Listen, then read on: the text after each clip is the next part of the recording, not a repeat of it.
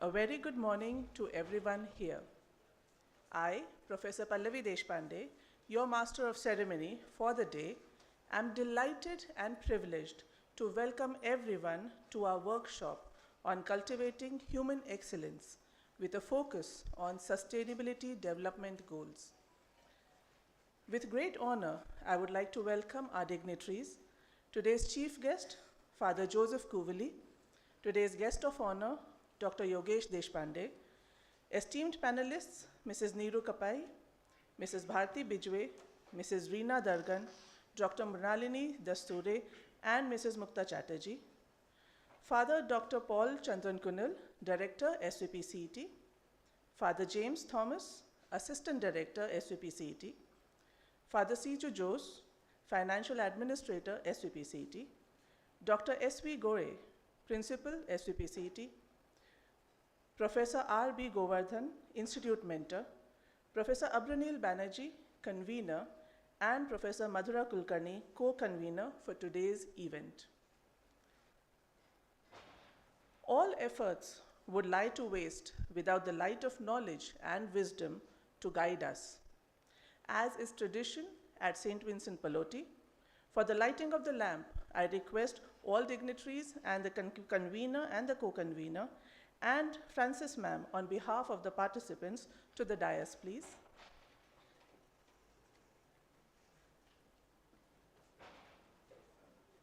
Francis ma'am.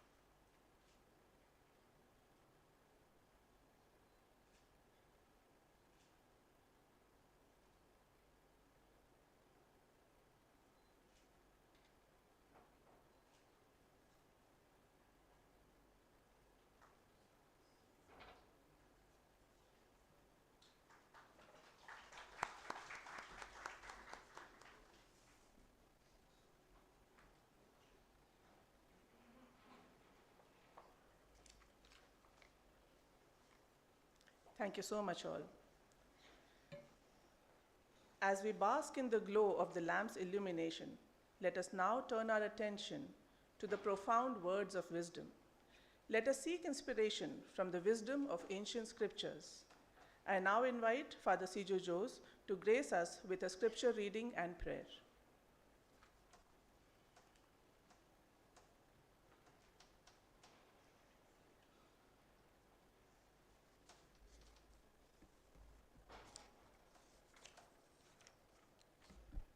Kindly rise.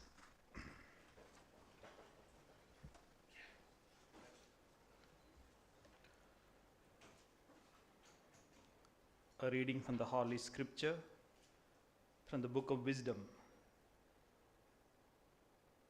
Wisdom, in fact, surpasses in mobility in all that moves, and being so pure, pervades and permeates all things.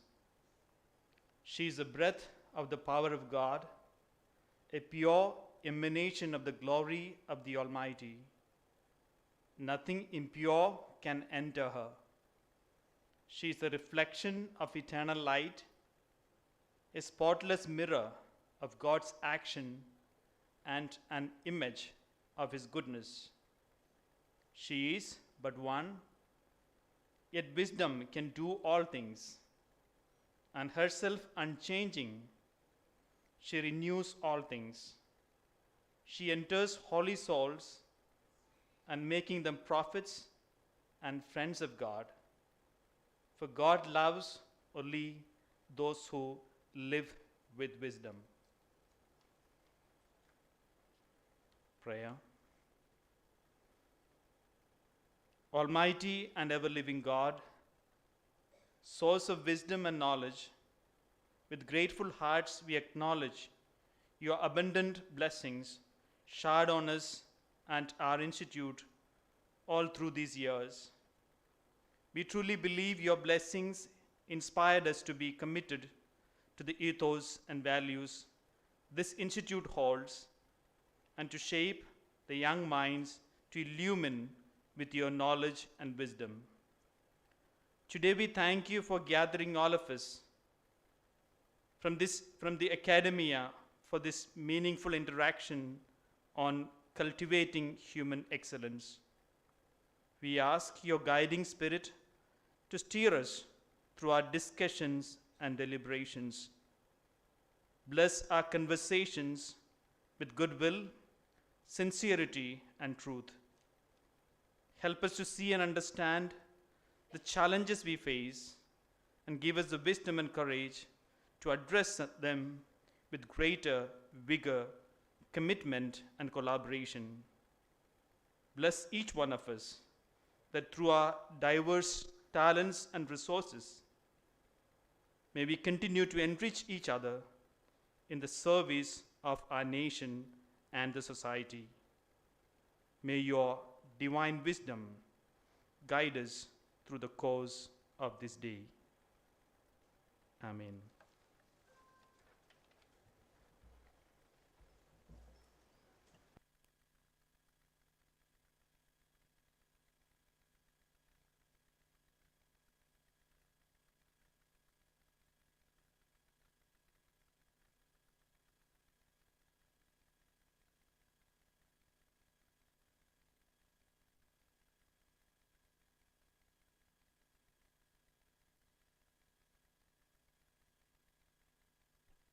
Thank you, Father, for those enlightening words. Let us now honor those who have made remarkable contributions in their respective fields. I now request Father Dr. Paul Chandran Kunal to welcome our chief guest, Father Joseph Kuvili, with a sapling.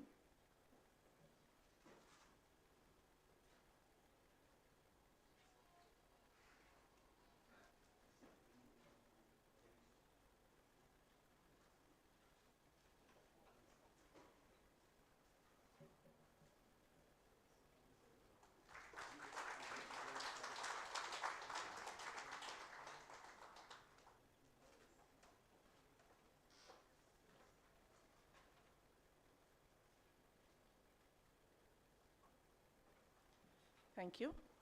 I now request Professor R.B. Govardhan to welcome our guest of honor, Dr. Yogesh Deshpande, with a sapling.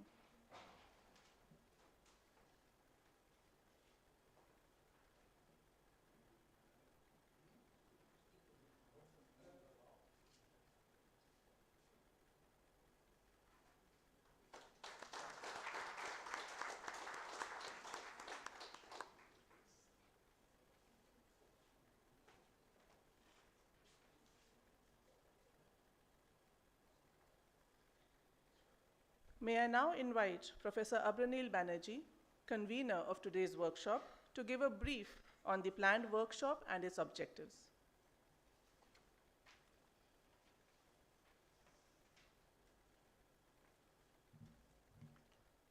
Thank you, Professor Pallavi. Distinguished Chief Guest, Father Joseph Kuveli, Principal of St. Vincent Pallotti College, Pallotti School, Besa. Guest of Honor, Dr. Yogesh Deshpande, Head of the Department of Humanities, VNIT Nagpur. Esteemed panel members, scholars, and leaders of schools, delegates, my esteemed colleagues and members of the management team. Good morning and warm welcome to each one of you. As a convener of this workshop, I am deeply encouraged by the enthusiastic turnout today. Today, we embark on a journey to unravel the complexity of cultivating human excellence, a topic that resonates deeply within all of us. The workshop on cultivating human excellence represents our commitment to providing a platform for discussion, bringing together educators from various schools to deliberate on pathways towards the holistic development of our youth. Following the success of the first edition of Cultivating Human Excellence, we were inspired to organize the second edition promptly. Today, we are pleased to have over 280 plus registration with 50 plus participants joining us online. This year, our theme is Skill Education for Sustainable Development Goals, featuring addresses by our chief guest, our director, a keynote speech, and an engaging panel discussion. I'm confident that this workshop will help us sow the seed of human excellence, providing us with strategies to implement for a brighter endeavor. I wish all our guests a very pleasant stay at our Paloti campus. Thank you.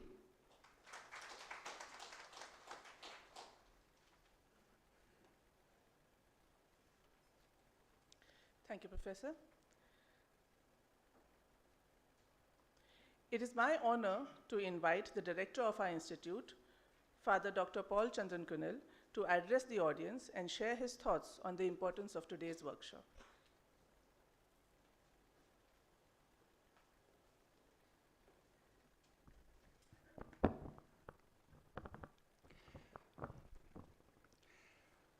Our venerable guests, everyone who is present here, a very, very warm welcome.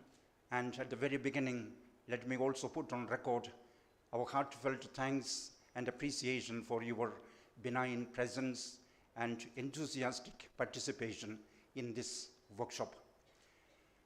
In fact, the idea of a workshop of this sort was born of the conviction that education is a great and potent tool for growth and development and nation building ultimately. As a result of our collective thinking over a period of time, we converged on this idea that we should have workshops on an annual basis exploring the different dimensions and aspects of education. We realize that what we do in the schools, in the institutions of higher learning, etc., is only part of the educational process. There is something beyond that we do for education. There is always more. We want to explore this more and more deeply, more intensely, more collectively, more collaboratively. This is the purpose of this workshop. And your presence in large numbers is certainly an indication of your endorsement of this idea and also the willingness to walk the extra mile, to look at this project of education from within, from a different angle, with enthusiasm, and as I said, with the desire to bring out the best in the students. Education, we know, is to bring out what is already lying dormant in our children. We know that there are abundance of talents and skills in our children. Many of our children, given the opportunity, they graduate themselves into great men and women and hold very, very important positions at the international level. All that is indicative of the fact that given the right environment, our children are second to nobody. They will rise above the others and are competent and capable of holding very, very important positions and managing international affairs as well. And for this, in order to fan into flame all those dormant energies and talents that are in our children, educators themselves must become very, very visionaries, great visionaries. We just cannot rest content with my doing the minimum of conducting the classes, enforcing the discipline, conducting the examination, and then giving a certificate. Amen. Finished with that. Certainly, the task of educators is far more. And we educators have a very, very important role to play. We are not dealing with the machines. We are not dealing with materials. We are dealing with vibrant young children. And unless we are extremely alert and vibrant and visionary minded, we cannot bring out the very best in our children. We must become aware of the great and noble task that we have. We have an enormous amount of resources with us in the form of our children. How do we groom them? How do we develop them? This is our task. And when we gather together in a workshop like this, we collectively apply our heart and mind to this noble task. And certainly, in some manner, maybe very partially, we will achieve results as well. This is our hope. This is our conviction. The great Nelson Mandela of South Africa, I'm sure everyone will bow his knees at the name of Nelson Mandela because he's a world icon of freedom and at the same time non-violence and great achievement. He once said, a good heart and a good head can be a formidable combination. A formidable combination. And in fact, that is symbolized in the person of Nelson Mandela himself. A very, very good heart, a very, very solid head. This was a formidable combination in the life of Nelson Mandela. And we know that everyone who has achieved certain levels of greatness are the owners of great good heart and a good head. Education has to address the development of both these, the head, the intellectual, the psychological, the physical growth of the individual, and at the same time, the heart, compassion, love, affection, relationship, and commitment, inclusiveness, all these must somehow accompany the education of the head. Cultivation of the head. Cultivation means a conscious efforts at developing this. It just does not happen accidentally. We know that. All good things need to be taken care of. They have to be cultivated as per a predetermined plan. We cannot leave anything to chances. And therefore, our educational program must consciously formulate the programs for the development of the head and of the heart. We are ultimately aiming at developing a more complete individual, a more complete human person who has realized himself or herself in his or her potentialities which God has already planted within us. And abundance of it is found in our Indian children, Indian people, of which we can be very proud of, and at the same time grateful to God for this, his generous bounty.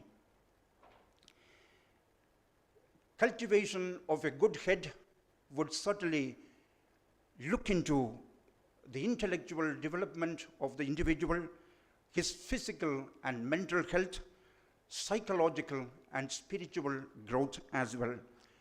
We must also cultivate the habit of critical thinking. Today, unfortunately, most of our people, including educators themselves, dispense themselves from the burden of having to think for himself or herself. And the effect can be very, very dangerous. We are witnessing the incapacity or the unwillingness of people to critically make use of their faculty of reason, to critically evaluate what is happening around, what is best, what is not useful for us. I remember Rajneesh, Swami Rajneesh, you are familiar with now. We have one of the great leaders in his own way, a great philosopher, great thinker, great, if you want to call him a religious person. He has said, most people do not like to think for himself or herself. They pass on the burden to others, so that in every religion there is a priest or a prophet who tells you this is right, this is to be done, that is wrong, that is to be avoided, etc., etc., etc., so that an ordinary individual just doesn't think for himself or herself. And what happens as a result of that? We are outsourcing our thinking, and our faculty of thinking, critical reason doesn't develop.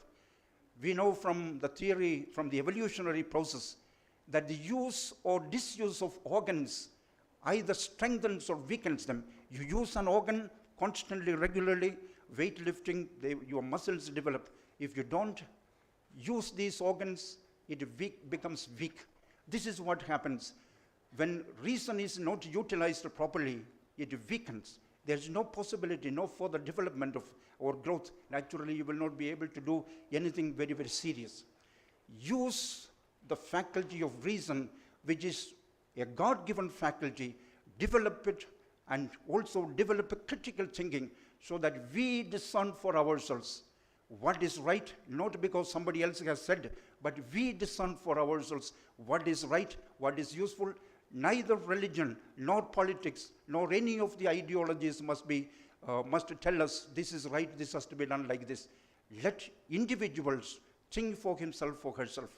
In order to inculcate this sort of a critical mindset among the students, we faculty members ourselves must have that magnanimity, that broad-mindedness, thinking without boundaries and horizon.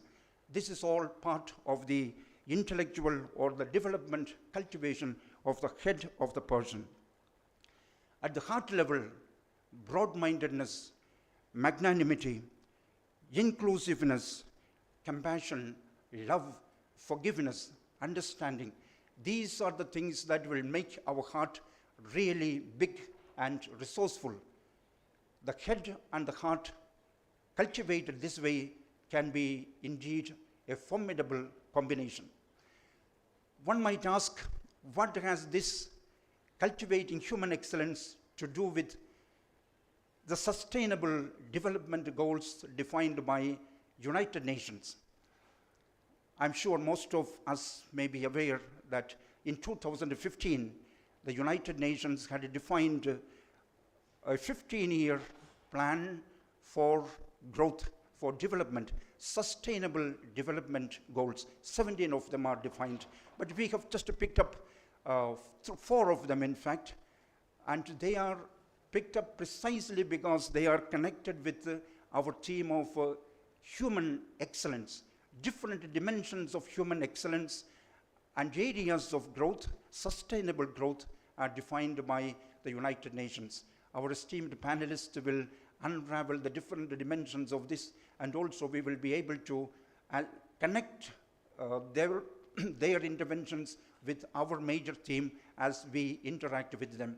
I wish every one of you a wonderful time and God's blessings. May our efforts bear abundance of fruit. Thank you.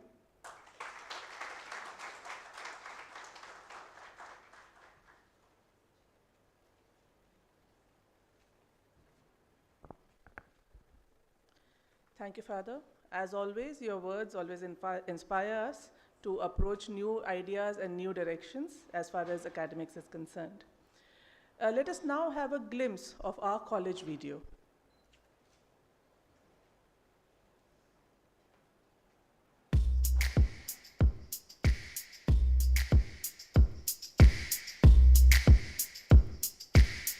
Welcome to Paloti, a vibrant lush green campus renowned for its committed approach for students to emerge as qualified professionals.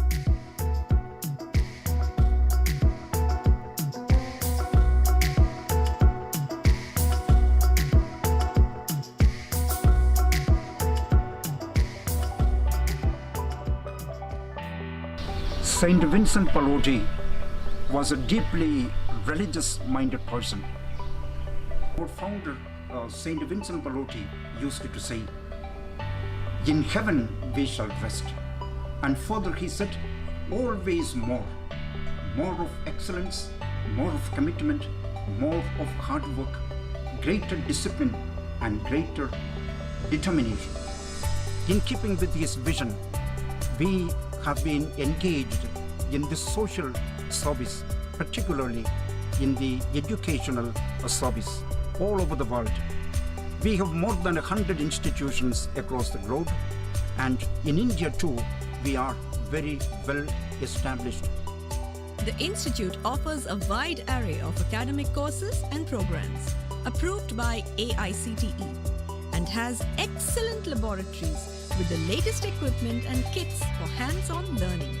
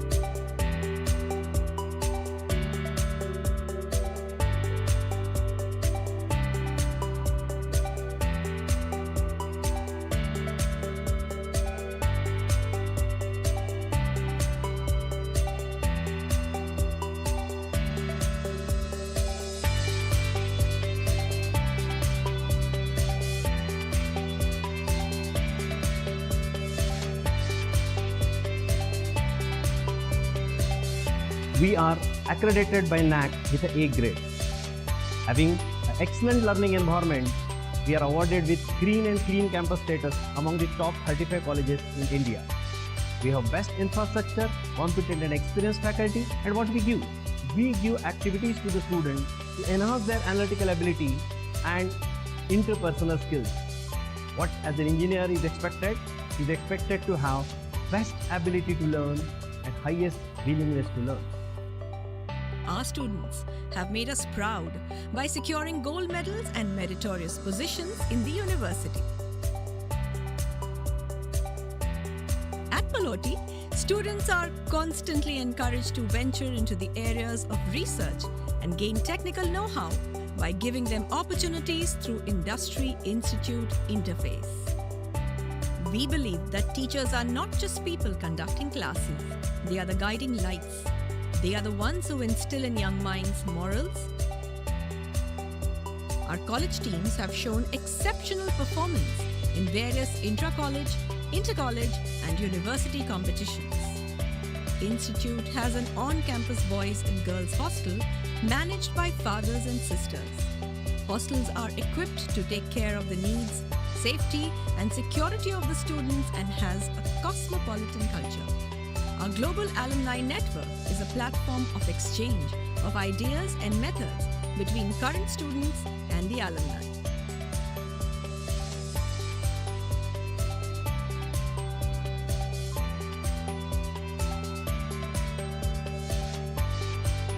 Eager to have you here. For more information, log on to our website. Thanks for watching.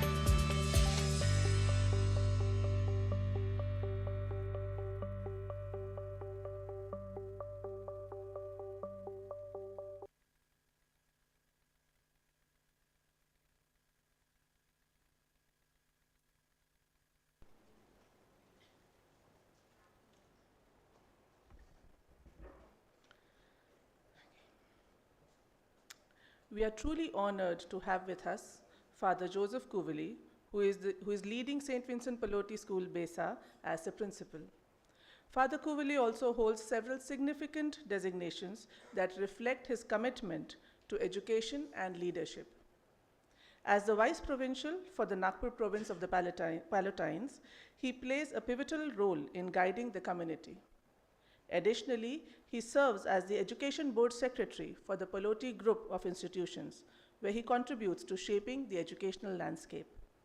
With great honor, I invite our chief guest, Father Kuvili, to share his thoughts and insights with us.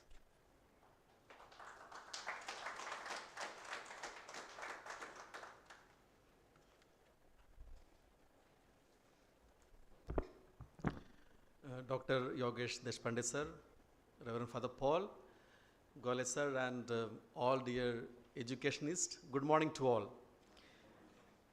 I'm very honored and delighted to address you all on this second edition of Cultivating Human Excellence. I would like to share with you some of my very scattered thoughts on this topic, skill education for human excellence and for sustainable growth. My thoughts are largely based on my experience as a principal and my conversation with the young boys and with my colleagues, teachers, and mostly parents. So don't expect anything theoretical. Expect something real practical, what I experienced from the ground. There are two major points of focus today, two focus points. The one is skill education for life, other one is human excellence.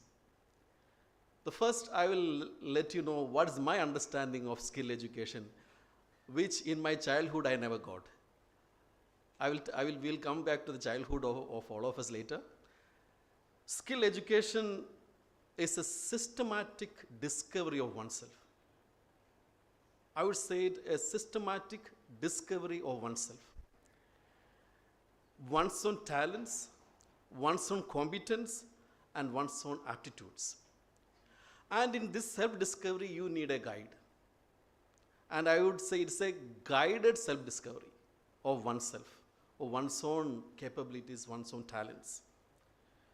And one who finds it, he grows holistically, he is more employable, he is more adaptable, he is good in problem solving, he is good in critical thinking, and he also has good academic achievements. When I passed 10th, I solely relied on my certificate, on my mark list. But a child who passes 10th today, he is equally holding on to his skills, equally holding on to his talents, because he got an opportunity to discover himself. It could be thinking skills, social skills, emotional skills, technical skills, interpersonal skills, soft skills, communication skills, problem skills, and decision-making skills.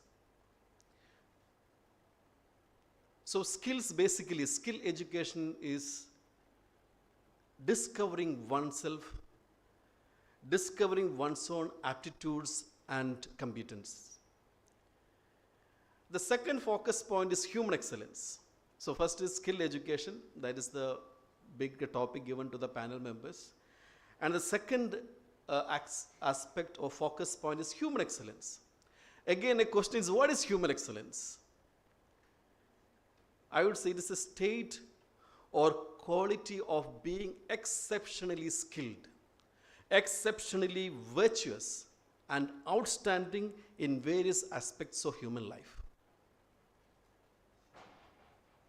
A state or a quality of being exceptionally skilled and outstanding in various aspects of human life.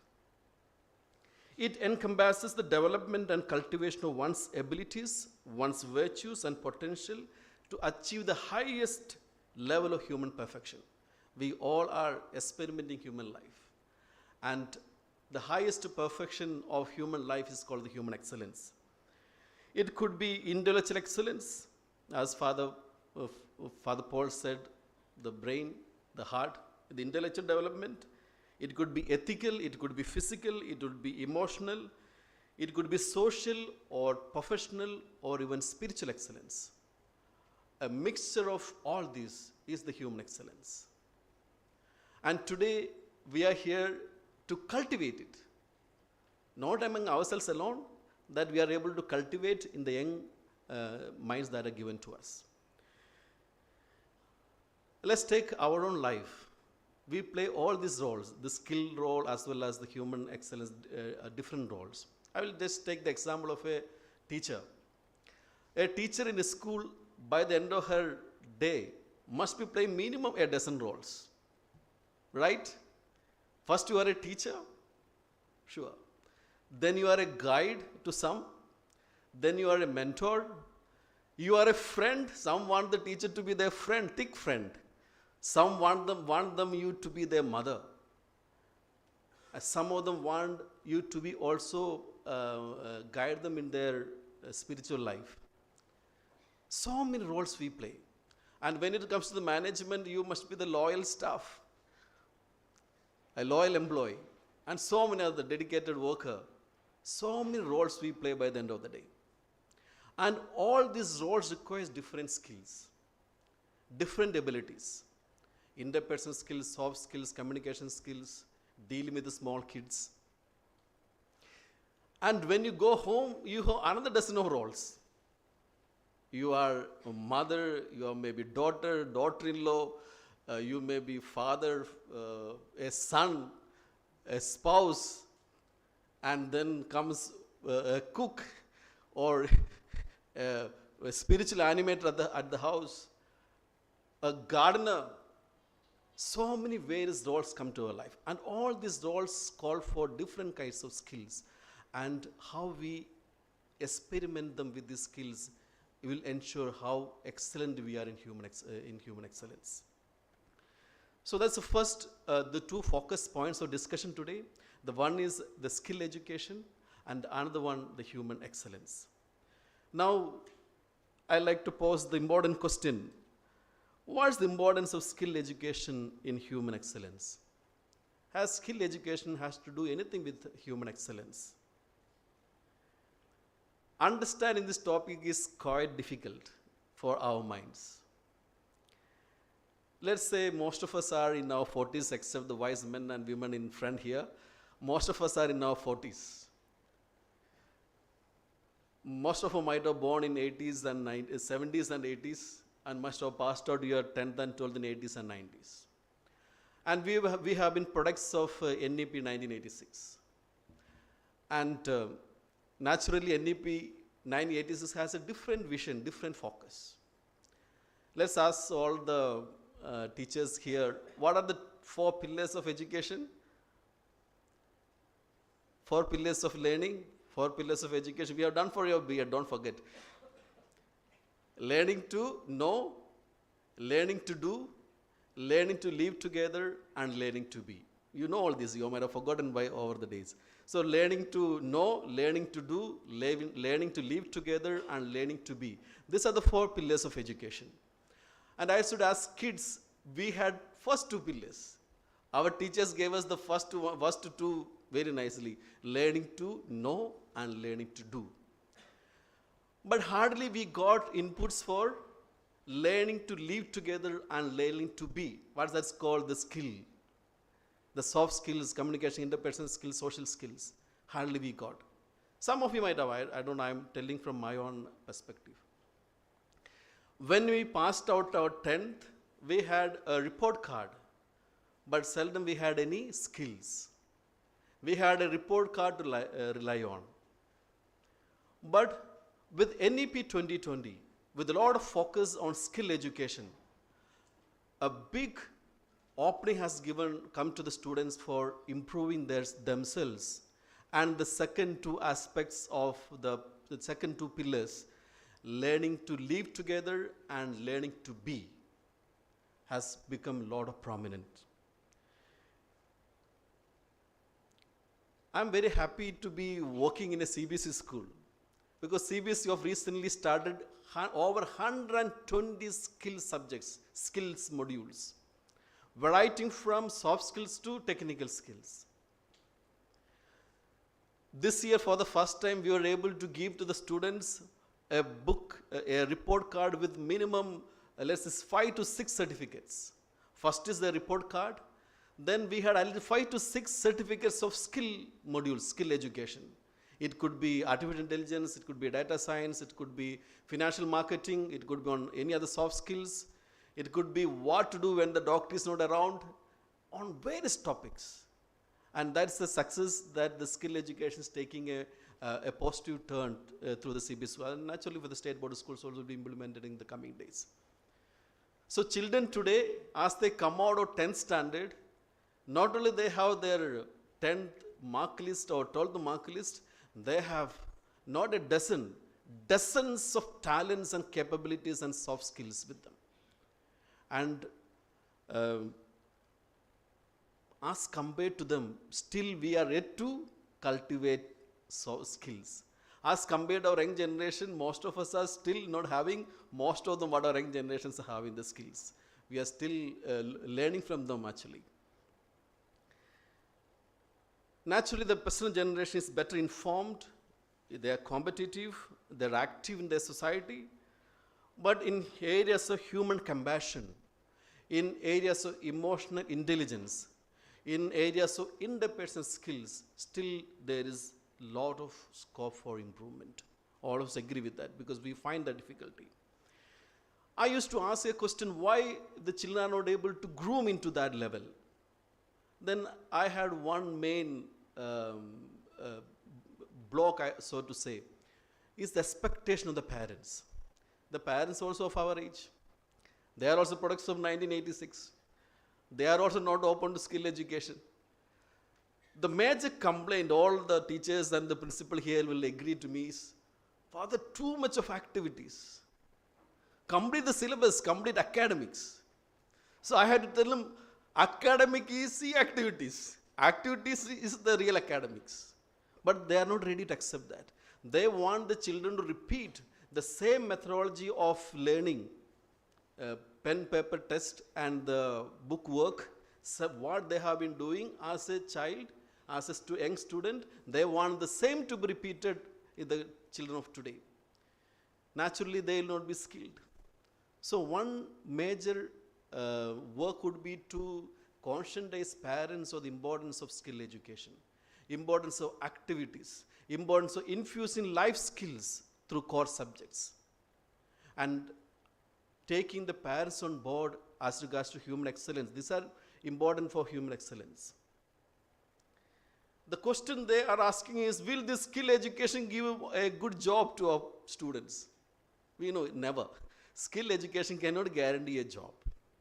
But let me ask all the teachers gathered here today. We all have good qualifications. All are with the B.Ed and either graduation or post-graduation. Well and good. But how that qualification, B.Ed and the graduate certificate made you the excellent teacher? Never. It's a skill that has made us the best. What makes you an excellent teacher or what makes you different from your colleagues is the capacity of how much of skills you have. Be it in computer techniques, be it in getting along with the students, getting giddy with the students, keeping rapport with the young ones, independent skill with the parent community. These are all major skills that a teacher requires. So is not skill important? Very much important. A teacher who is loved, appreciated, respected by the student community today is a person who is better skilled. They are loved, they are cared, and the management is proud of them because of the skills that they have brought along with their qualifications. So the question before us is preparing our students for a new world of work and a new world of living together. How to prepare our students for a new world of work and a new world of living together? Young minds are considered as the most productive members of the society due to their physical and intellectual capabilities. Naturally, India is rich in young minds. But in real scenario, most of them are unable to utilize their potential in an appropriate way due to the lack of guidance and motivation, lack of self-discovery. Dear friends, a child is affected in their the Deshpande sir, renowned psychologist, will add to much more than that. But my experience of the young children growing up, they are influenced by mainly two factors. One is the hereditary. Naturally, the gene that they inherit matters a lot in their intellectual capacity and learning. The second is the environment and the opportunity. We are influenced by basically two factors. There can be others, but basically two factors. One is hereditary, the gene that we inherit, and the second is the environment in which we live. The opportunity that we get, they decide how that child will grow and succeed in academics in life.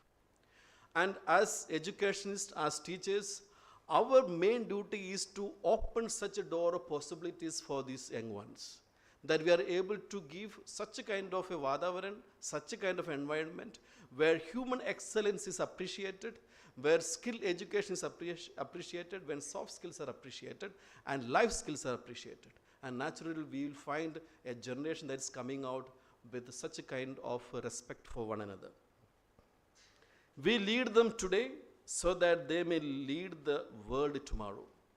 We all are leading our students today. So we should lead them in such a way that they are able to lead the world tomorrow. The educationists and friends, I like to wind up my speech suggesting a small interesting skill to be an excellent teacher, because most of the gathered are here all teachers. So it's come from my personal experience as a principal. So a small skill I like to share with you all. As a young principal, I became principal at the age of 30. And the 2010. So at that time, addressing my staff, I used to tell them the slogan, hard work. Hard work is the way to achieve success and all those things. And I held on to it for at least 2-3 years. So hard work, hard work, hard work. So after 2-3 years of experiment, I gave it up and said, no, let's now shift the focus. Now let's make it smart work. So smart work mein hard work hote hi hai. So without hard work, there is no smart work. And I found that to be the best one. So I said, the best skill is smart skill. So work smart. And all the people worked along. Then of recently I understood, neither hard work or smart work really work. So finally I said, it is happy work. And that has made a difference. Working happily. So I give you a happiness skill. Happiness skill. In the environment of happiness, we are able to work smartly and we are able to bring achievements. Unless until heart and mind are happy, there will be no productivity. So as educationists, as teachers, we should create a happy classroom, happy environment. And our work should be a happy work, whereby we'll be able to really achieve the target of human excellence. I wish you all the best, as there are a lot of other discussions to happen. So let us sit happily and enjoy this happy skill for human excellence. God bless us all.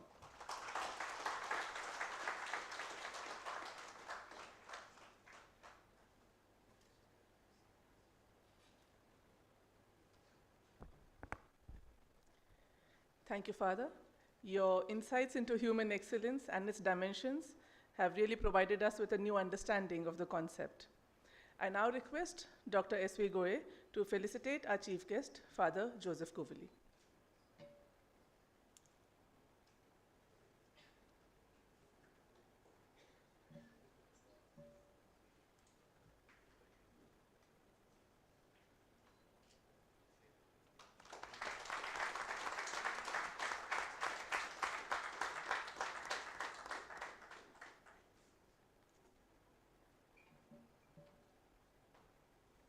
Thank you, sir. Thank you, Father. Now, let us dwell deeper into our theme with our keynote speaker, Dr. Yogesh Deshpande. Dr. Deshpande is a distinguished professor of psychology and a man of many talents.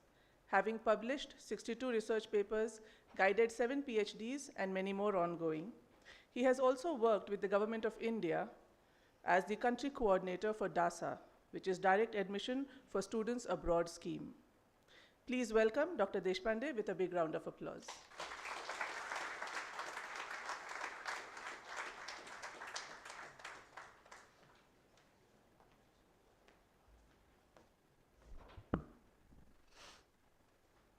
Father Paul, Father Joseph, Dr. Goe, Professor Govardhan, 16th chapter, Bhagavad Gita, Lord said, Abhayam sattva sanshuddhi jnana yoga vyavasthiti danam damascha yajnascha swadhyayasthaparjavam ahimsa satyam krodha tyaga shantir vaishunam daya vaishvu abhidam. To know the exact nature of human behavior is like painting an ocean. I think I will be taking 25 minutes. Okay? So to know the exact nature of human behavior is like painting an ocean with currents and undercurrents, seas and gulfs, thousands of islands and billions of fishes. And the alliteration of D in my dialogue, that is understanding the dynamics from drone to Dronacharya, it's not about dwelling into the dynamics, but just to unfold about the existing reality. Are we really treading on utopian path? What exactly can be done with this typical fraternity called teachers? And being a psychologist, I will be focusing more on person, not on prudence and the philosophy. Father Joseph had a very interesting observation for the teacher sitting in the front row with our wisdom hair. Thank you. So now I'm 52, so great. 30 years back when I started teaching, I was more handsome. Thank you. So when I started teaching 30 years back with a government medical college, that used to be my course called Introduction to Psychology for the OT and PT program. And then the class used to have for about 180 minutes. So even though for a very interesting, young, handsome bachelor teacher then, to have this 180 minutes module was something very taxing. But then I used to take efforts to make my class more interesting, more entertaining, more edutaining, and again the so-called in what you call in the Bloom's taxonomy about, the 3 patterns of affective, cognitive, and psychomotor abilities. Again, and I was very new as a teacher 30 years back. And after that 120 minutes, again, interestingly, the class used to be like this, but the door for the students used to be from the back side.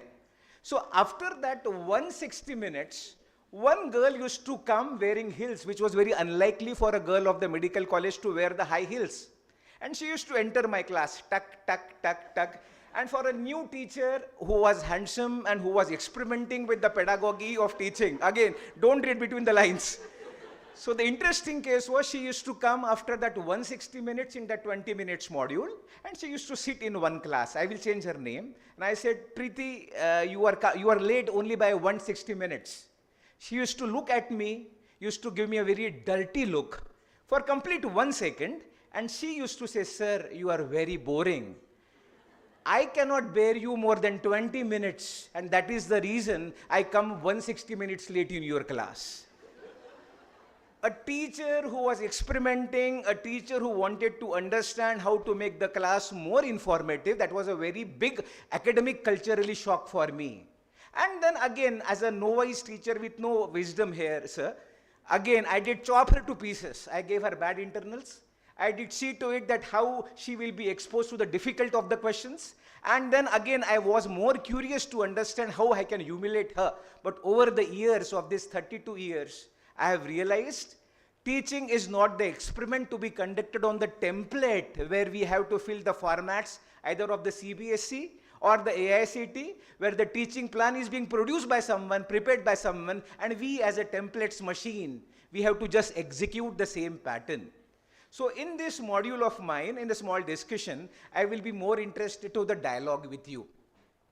Chhod ghosla bahar aaya.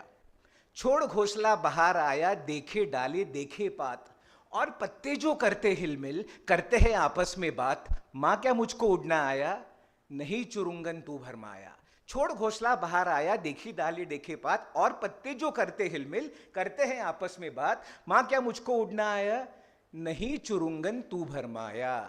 So just because you have the typical tag of the BA degree with you, or might be in my engineering curriculum, they have done their master's program and then they have done their PhD, are they entitled to be the teachers?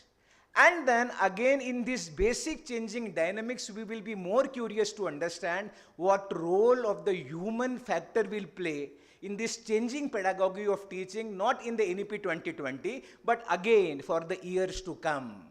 Ame khalam sancharatam ghananam chaya madhassa anugatam nishevya udvejitam vrushti virashrayante shrungani yakshani tapavanti siddha. So all of you, when I say you are committed teachers, fundamental question remains, what exactly we are going to explore in this lab called life, lab called personal life, and lab called template of the objectivity of education profession. I am least interested.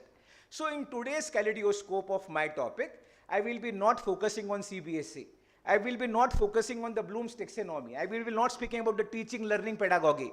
I will not speak about the PO and the COs. But then we will be more interested to understand about this man as a woman, as a teacher, what is being expected. Are they expecting too much out of us? And if they are expecting too much out of us, is it going to kill our teaching instinct or the teaching abilities, what we will be aiming for? Friends, to know the exact nature of human behavior is like painting an ocean, with currents and undercurrents, seas and gulfs, thousands of islands and billions of fishes.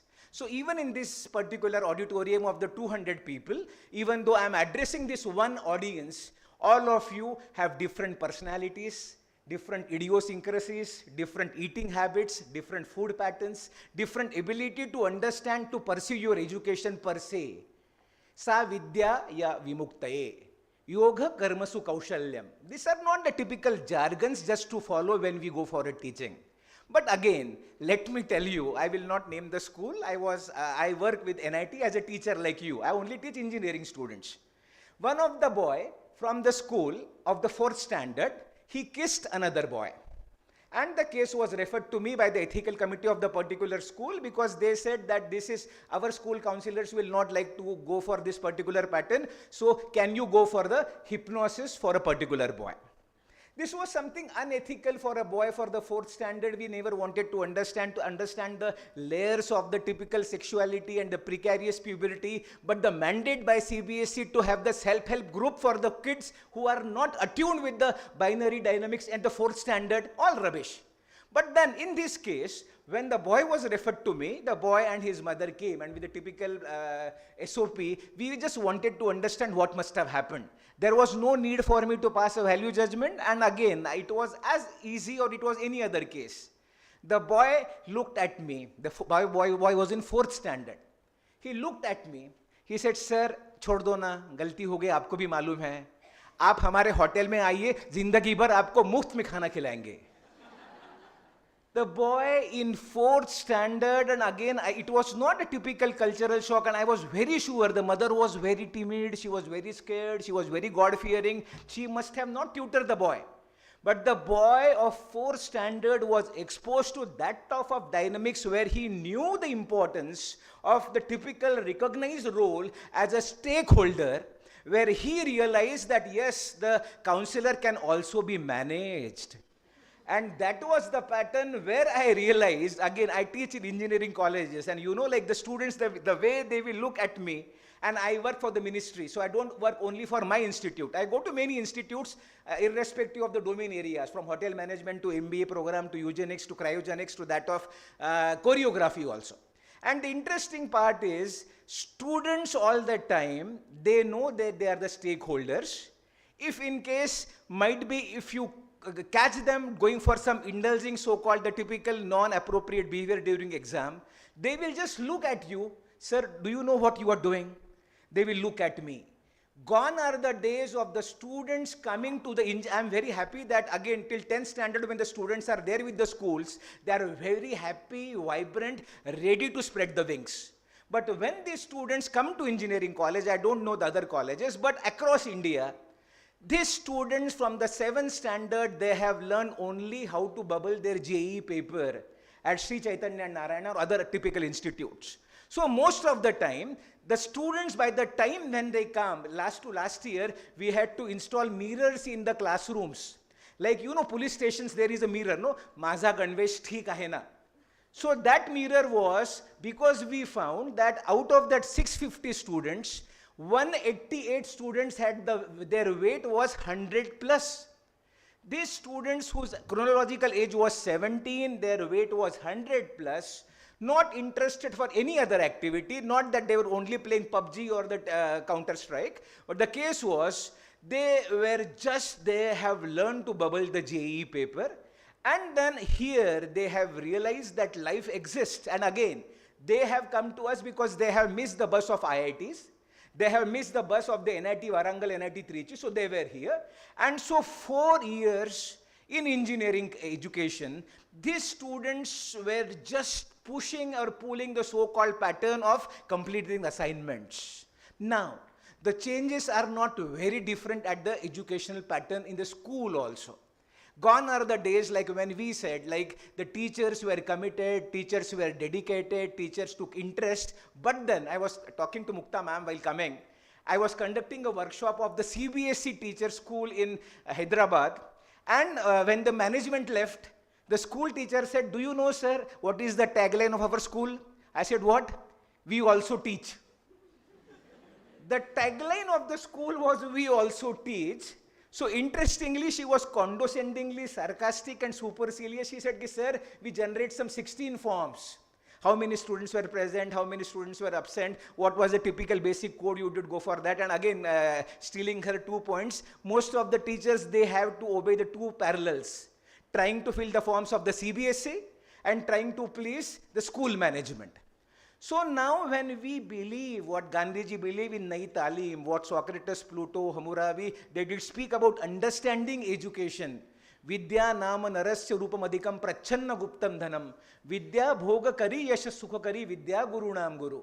So now when we really want to understand this education pattern, are we as teachers are losing our control on the education pedagogy? Are we only becoming the templates or the typical format, what we call about, is there a data type mismatch? What the management believes, how much fees they are generating, and the complete pattern what they are just going for. My immediate neighbor, he takes tuition classes, is a regular faculty with one of the very coveted tuition class. His salary is 4,30,000 per month. And he teaches 10th, 11th, 12th, 3 classes of physics. The job profile is done. And all the time, the way he enjoys the demigodly status from the typical education pattern, it's either the quota factory or the typical institutes I will not name in Nagpur. One of them has come up in front of my VNIT. There, thousands of students flock as if they are the birds in the morning. And interestingly, they only learn to bubble one basic pattern. But then, most of you and very minority few, how many men teachers are there? Please raise the hands. Oh, they are not even in minority. They are 0.01%. Interestingly, why? Is it just because the Indian banking personnel selection or the PSI, STI profiles give them bigger salary? Is it that only in the school curriculum, a computer science teacher and the maths teacher are the male teachers? Or is it that most of you are better teachers, that's why you are here? Or is it that tumcha kai boa, tumcha ta double engine hai? Double engine means you are not the primary bread earner, but then your husband is working somewhere, and for a quality time pass, you are here to teach. Please. So now the basic pattern is when all of us, we are here to understand the basic rule of education. My focus is only on you as a teacher, as a person. All of us, we are different individuals. Let us accept that. For example, Abranil is one who can organize such a beautiful conference. Some people can get patents. Some people can write research papers in SCI, Scopus or ADB. Some people can go for industry institute interaction. But then to teach in a classroom has been demeaned so much, unfortunately, over the decades, that just teaching is, like there is a typical narrative, oh, wo sirf class leta hai. We are paid for taking classes. And who else other than you we like to ponder upon, to understand what exactly, how you will be doing your class in a very unfolding manner, where you will ask students to bloom, where you don't even get a chance to fill your roll numbers, roll number 1, roll number 32, roll number 56. Gone are the days that they will be having the personal bilateral dynamics. I was conducting a workshop in one of the places, again in South India, Ramgundam. And then there was a very puny teacher. Of course, it's nothing about the personality. But with a cranky voice, I should not have typical value judgment. I could see that she must not be the bad teacher. And typical local RJ station, radio jockey station, were enrolling her, were rewarding her as the best teacher for last 8 years. I was quite surprised. And just after the 3 days of my workshop, even she opened up with me, and then I said, ma'am, what is the secret? That how come you are getting this best teacher award? She said, it's very easy. When I enter the class on the first day, I come here on the dais, stand in front of the typical podium, and I just say, dekh lungi, tumhare internal marks mere haath mein hai. So, dekh lungi, tumhare internal marks mere haath mein hai becomes the tagline, where teacher used her power not as a wisdom and the knowledge, but just to see to it how she can dominate and dictate the pattern. Friends, post-COVID, all of us as a teacher community, unfortunately I have realized teacher as a fraternity, we are very hardworking. We are very learning oriented, and I appreciate all female teachers. The way they manage the typical life balance between their professional and personal life. But even male teachers for that matter. When we come out of the classroom, we are spineless, subservient, weak individuals, as if we have committed something wrong. I will not name some colleges or the schools, their salary is 25K per month. So now when the college or the school gives the salary of 25, like in my VNIT, for the research scholars, we give a monthly stipend of 45K. And now teacher is expected to engage 8 periods, 6 periods per day, have to complete all the basic formalities, to go for n number of activities, and to have this particular pattern of 25K, how it's going to have influenced their basic things. So when my basic philosophy for the today's course is, all of you, and again, like when sir said that yes, majority excluding the wise wisdom guys, all of you are in late 40s or early 40s. Another 50 years you are going to stay on this planet. There is a very interesting book written by Yuval Noah Harari. You must have heard the book, The Brief History of Tomorrow, the Homo Deus and Homo Sapien. So the Brief History of Tomorrow says, all of us and our generation, might be the Rohan's generation or might be the generation after 20-30 years, are going to stay on this planet for 150 years.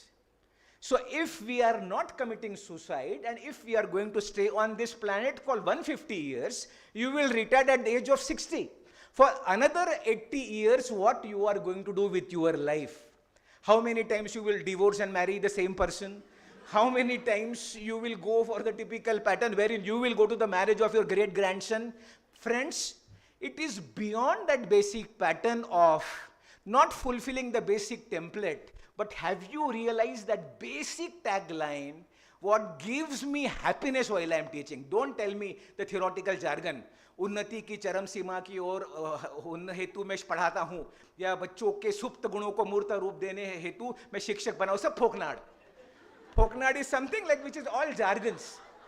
The thing is, now at the age of 35, another 25 years, if you are trying to make your trajectory more cultural oriented, more learning oriented, what you are supposed to do.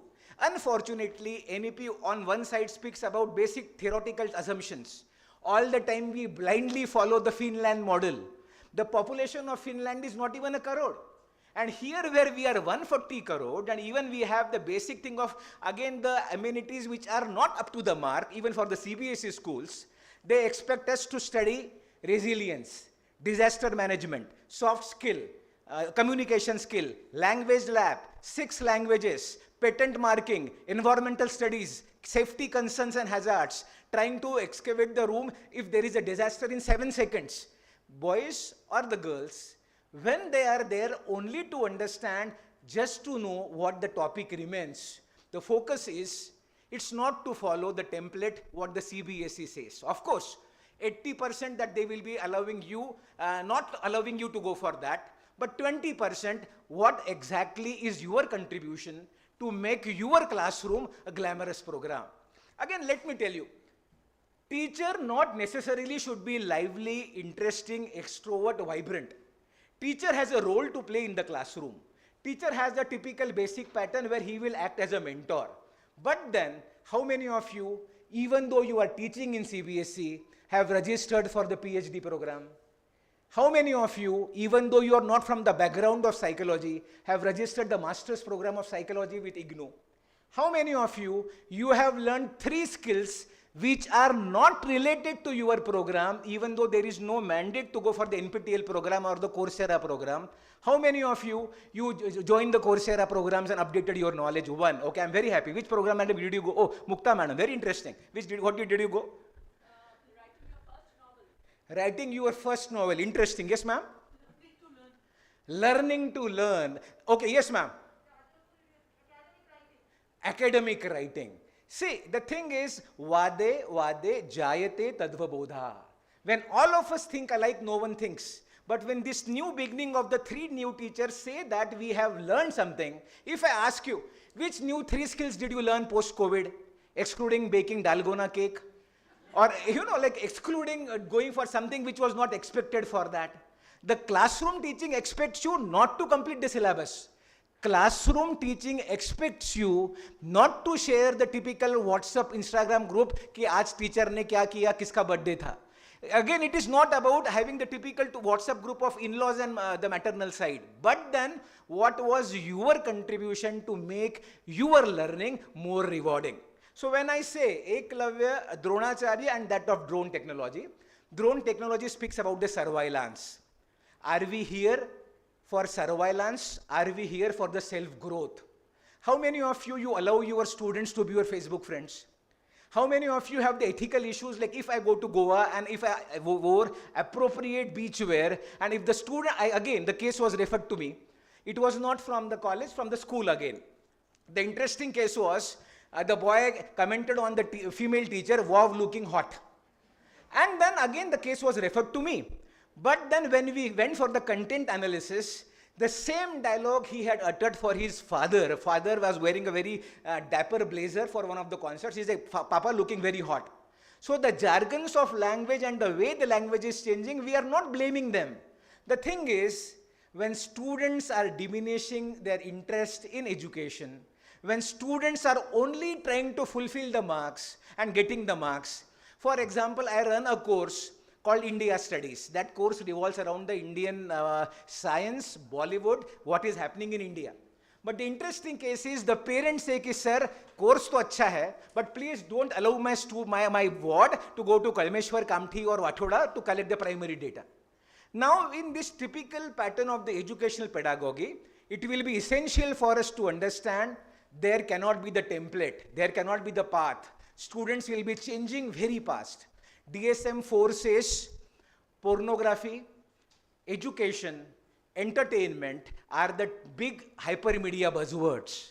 Student spends 6 hours, 70 minutes per day on the mobile.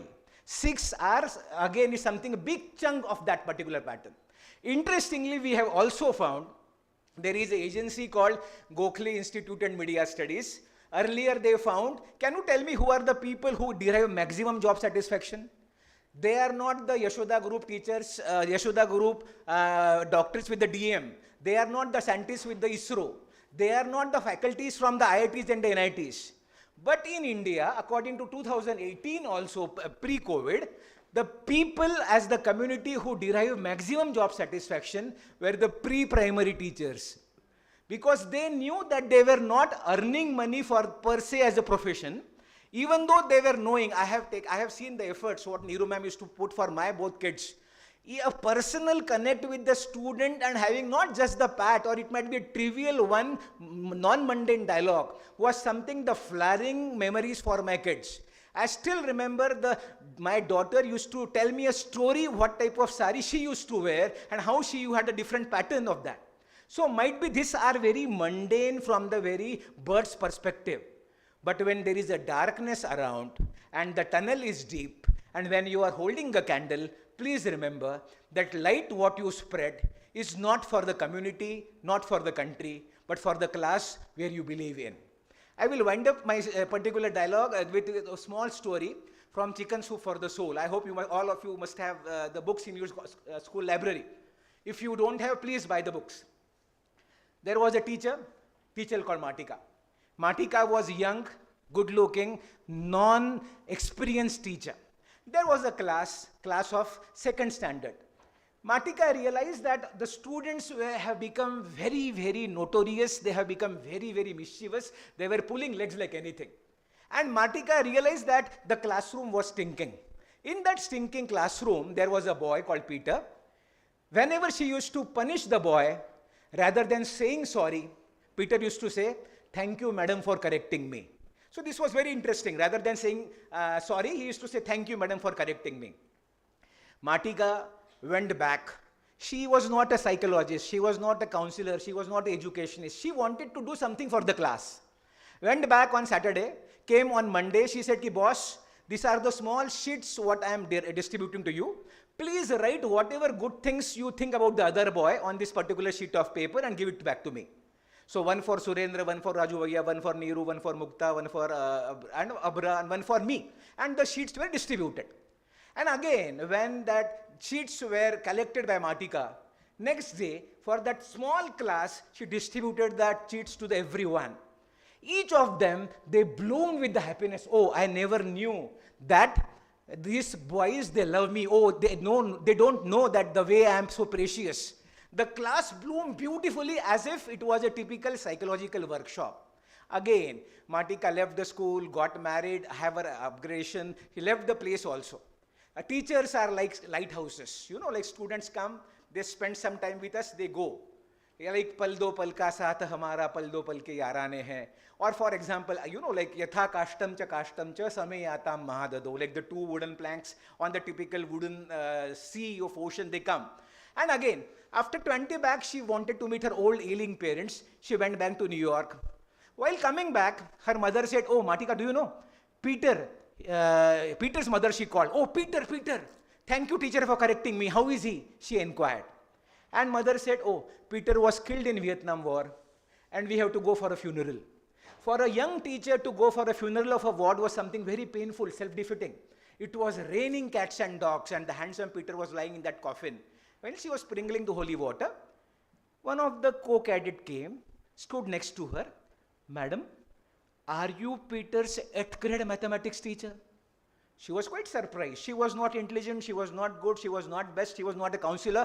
"Yes, Peter used to say many good things about you." So this was something very interesting. Peter's parents said, "Matika, we'd like to show you something." And when they went in the praying hall, they found the piece unfolded 1,000 times, turned yellow. They said this piece of paper was found when he was there at the Vietnam War.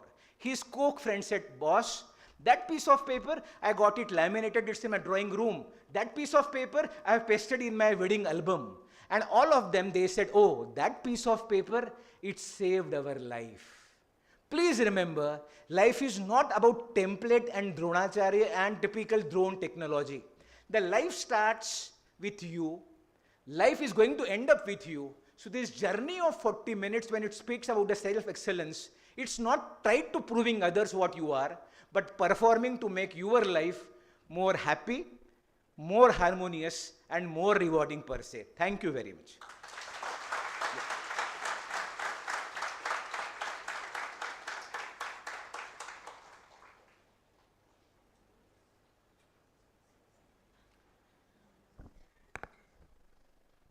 Thank you, Dr. Deshpande.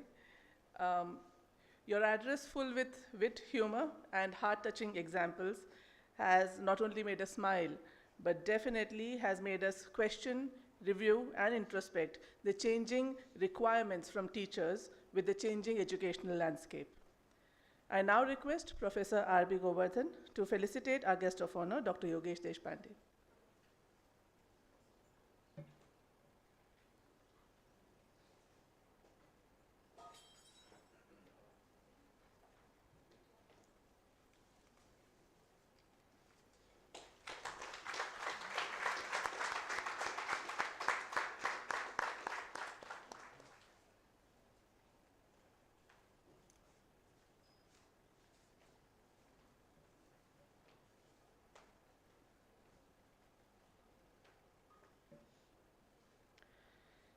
I now request Professor Madhura Kulkarni, the co-convener of this workshop, to propose the formal vote of thanks for the inauguration and the keynote address.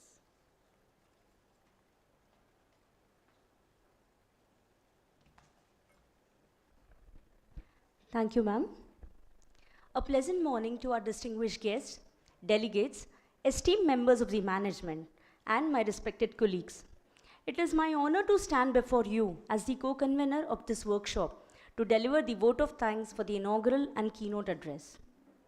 I would like to express my gratitude to Father Joseph Kuveli, our chief guest, for gracing our inaugural function. Thank you, Father, for being here. I extend my heartfelt thanks to Dr. Yogesh Deshpande for a very inspiring and insightful speech. Thank you, sir. I would also like to thank our panelists, Mukta ma'am, Neeru Kapai ma'am, Mrunalini ma'am, and Bijwe ma'am for the gracious presence. Thank you so much, ma'am.